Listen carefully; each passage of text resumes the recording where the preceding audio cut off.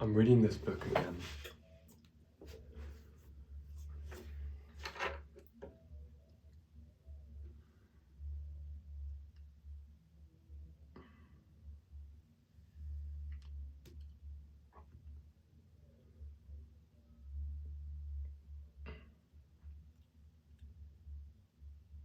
There's a theory that tries to explain why even though humanity is materialistically better off than ever before, we seem to be suffering more than ever. This is not a personal topic. I aim to speak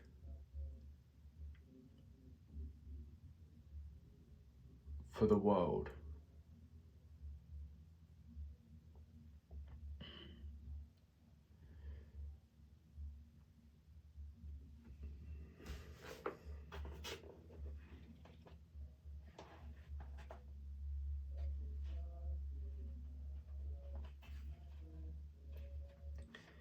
There's an experiment which psychologists conducted.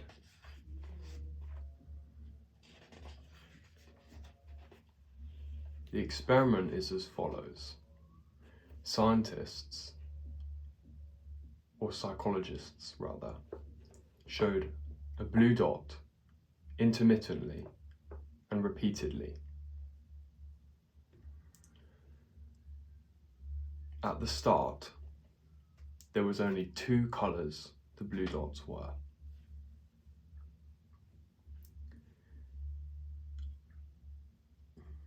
"20% of the way through, if you or I were taking the test,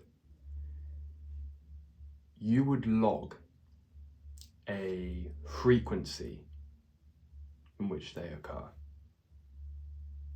Say 50% of the dots we see are blue. However, as the experiment continues, the colours differentiate into shades of blue and even purple.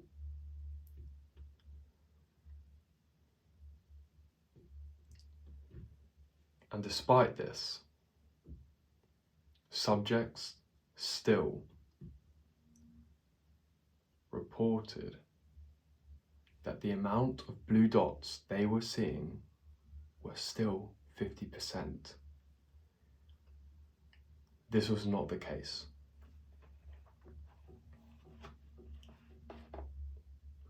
The result of this experiment was the coining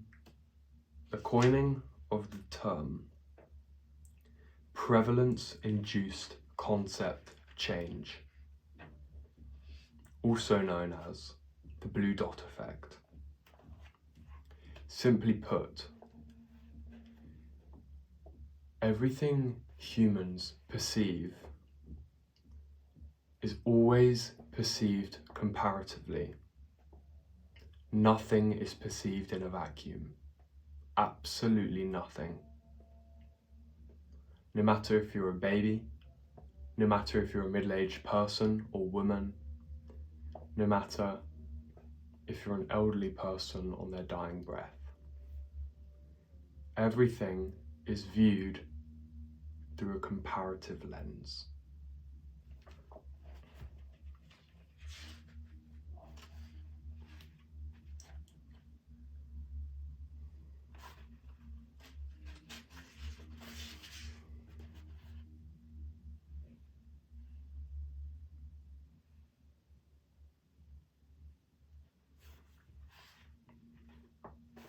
Mark Manson uses Einstein's theory of relativity to transmute this idea from raw physics to the realm of psychology and thought. For a bit of context, before 1905, everyone thought space and time were universal constants. They were immutable. You could not change them no matter what.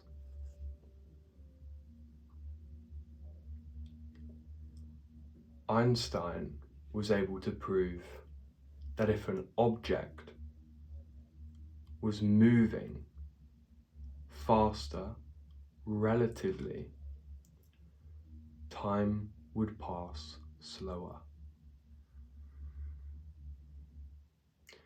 This shook up the physics world because previously physicists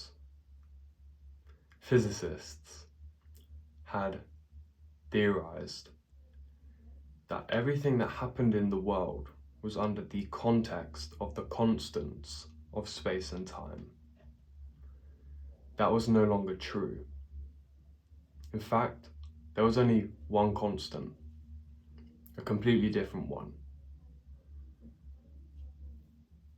The constant of the speed of light. The only thing which is immutable.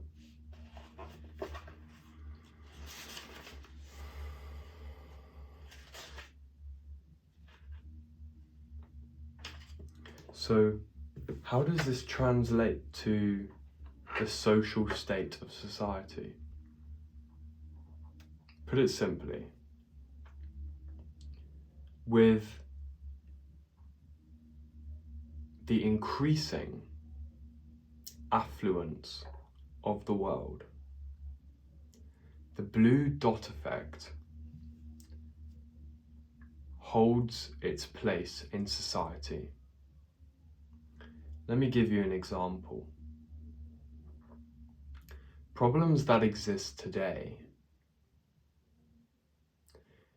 existed since way before they were identified. In fact, you could say these problems were actually invented, because in actuality, who has the jurisdiction? Who gets to decide what a problem is? Who gets to put the threshold along the spectrum on where a problem is made? You could put this on speech, with completely free speech being one end of the spectrum, and completely controlled and sensitized speech at the other. In fact, the other end would actually just be zero speech.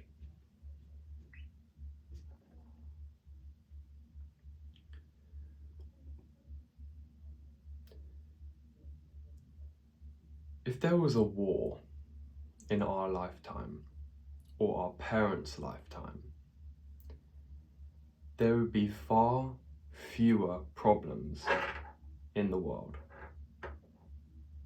because the human condition to identify problems would be satiated by the massive problem of war.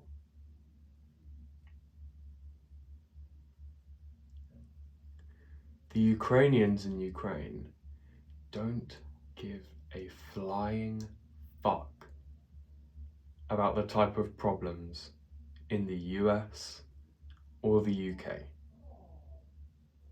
or anywhere else in a country which isn't at war.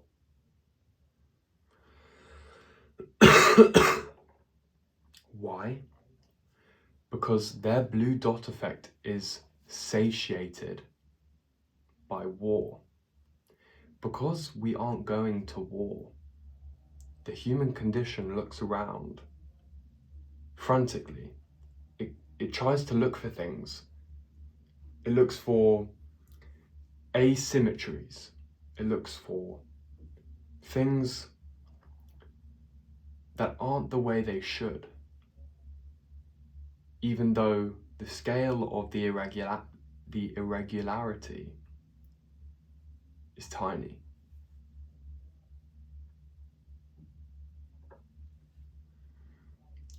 only in recent years have really specific, minute, and almost irrelevant topics of conversation have come to fill the public domain.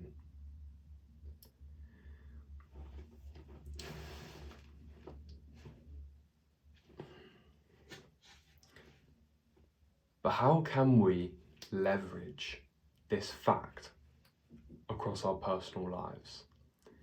Because if you think you're exempt from this condition,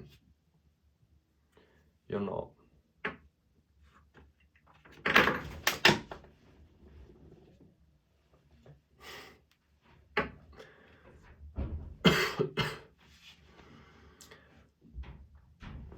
What I thought about is,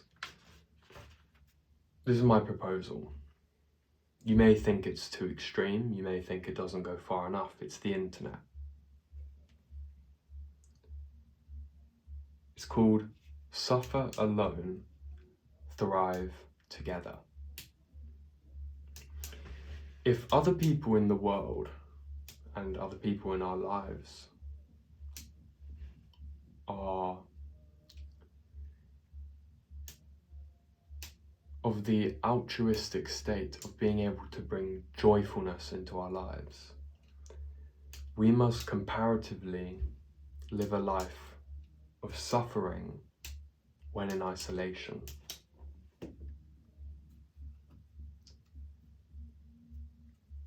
Because, as we said, our blue dot hunger won't be satiated enough if we don't suffer alone. Think of it like this. You have a set quota, which the human condition, which you are part of, there's a set amount that has to be filled every day, let's say. If you don't fill that time in isolation, you'll have to fill that when you're in a more social situation. And that can be viewed as objectively worse because that rubs off on everyone else. You want to be a beacon of happiness, joyfulness, and this is in the majority of the time. Of course, you can feel certain ways with certain people and certain amounts in different ways. Of course, with different people it's different. But I'm trying to provide a broad set of instructions to follow. So, what are the activities that you should be doing to fill your blue dot meter, which has to be filled? Okay. The suffer do's in isolation. Meditate, study, enter flow state, stretch. And by stretching, I mean stretching which is actually inducing a bit of controllable pain, because that is true stretching. Take cold showers, journaling. And when I say journal, I also mean bring up stuff which you've buried. Because a lot of people, you can see on my channel, there's a video where you can actually tell I am in a lot of distress. And it was something I buried with my family relationship. You can see that on my channel if you want. But when I say journal, I don't mean the happy, like, oh, things I'm grateful for today. That is good. But again, all these activities, you're supposed to be suffering in the short term for long-term happiness and satisfaction. Try to think creatively. I had this thought just now. I was hearing my flatmates in the other room, and no disrespect to them or anything. I'm not trying to seem better than them. I'm not trying to seem above them or more knowledgeable or anything like that. I don't know anything. I'm a student, I'm learning. But I quit video games about a year ago, I think. And I had this thought, whether can you be truly creative if your mind is occupied? When I say occupied, I mean you're thinking of something currently. So say there's two people. One's playing video games for an hour. The other person is staring at a wall. In that situation, who's going to be more creative comparatively? Of course, it's the one staring at the wall, right? Because the video gamer is preoccupied with what's going on in the game. If you're to give birth to something new, a new concept, a new idea, new music, new writing, to a degree, your mind has to be vacant. Of course, you connect the dots between concepts that already exist. But if you're completely busy with something that's happening, I don't think you can be as creative.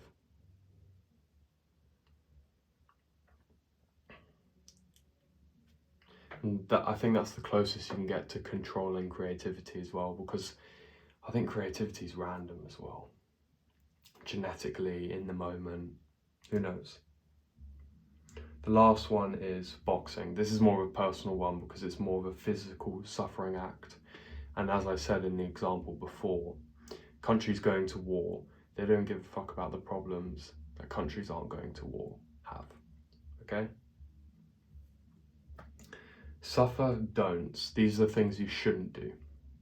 They're mostly like short-term pleasure. Because all of the suffer do's, they induce long-term pleasure.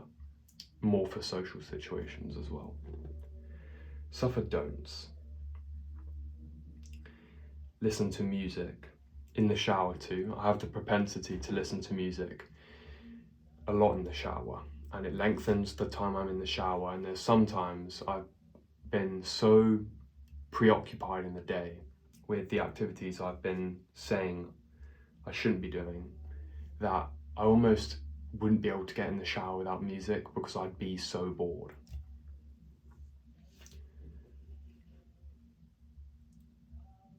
Next is look at social media. This is on the toilet as well. I don't know if you are the same, but I think physiologically, a lot of people have been wired that the minute they get their ass down on the toilet, they're just fucking scrolling. And the same thing with the shower. It prolongs the amount of time I'm on the toilet because I want to keep experiencing the act I'm doing, which isn't beneficial in the long term because remember, we're not filling our blue dot meter.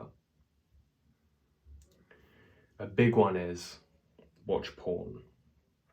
I'm actually on semen retention right now, mostly because in my view you're going to have more success with women if you're not masturbating. Because just think about it from a biological perspective. If you're being satisfied by digital pornography, you don't need real women because you're getting that satisfaction already. I think I said this in a video already as well.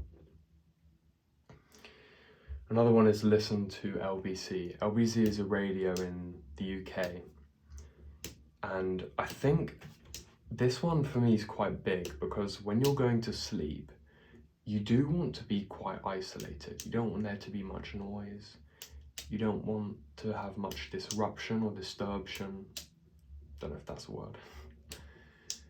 But LBC talks about these global issues, which, to be honest, I think people are a little bit addicted to, and I'm a big culprit of this to myself, where they think if they're involved in these massive ordeals, that somehow it's going to rub off on them, or maybe their existence is less meaningless if they're involved in what everyone else is thinking about.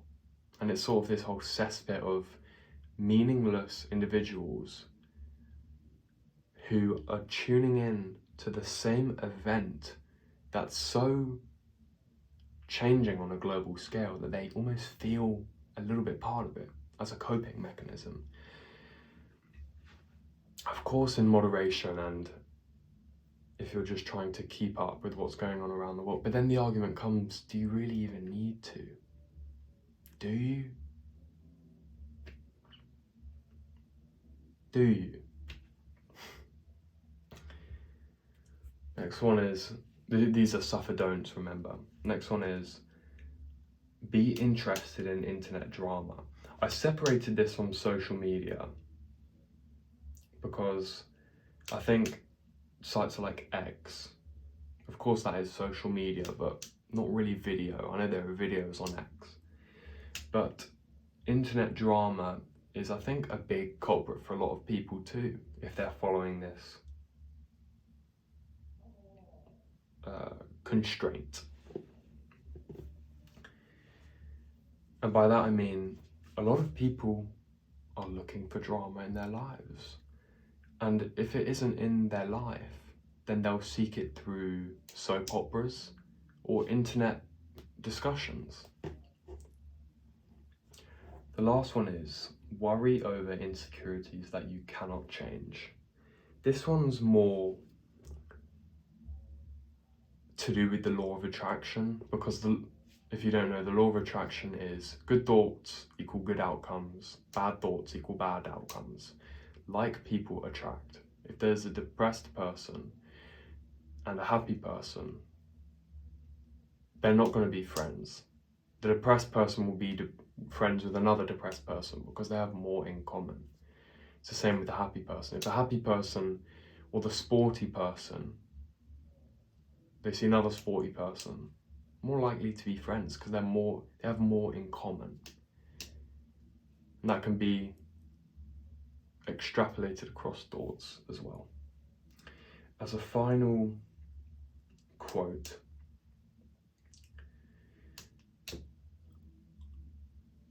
I made this, by the way. The quote is, the more we suffer in the realm of being alone, the less problems we are able to see outside it. Think about how powerful that is. If all the problems you saw on a day-to-day basis, which you thought were massive, you make mountains out of molehills. I do as well. Most people do. But what this set of, or these separate lists of do's and don'ts is trying to give you is a better chance of being blind to the tiny problems.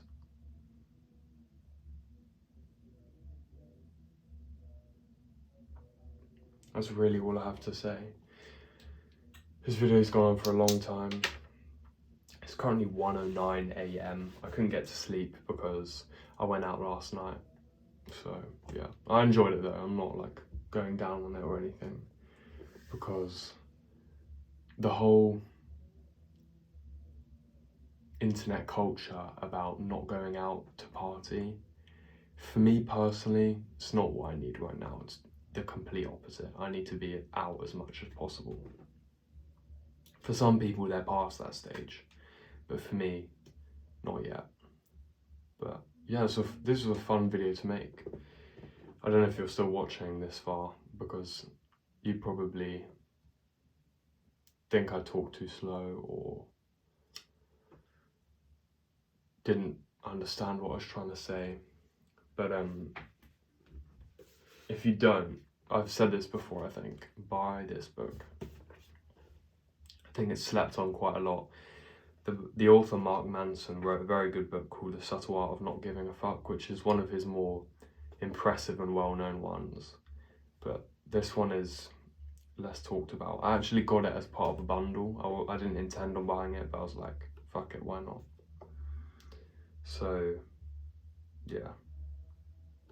That's it. Thank you for watching. Hope you enjoyed the video. Catch you in the next one.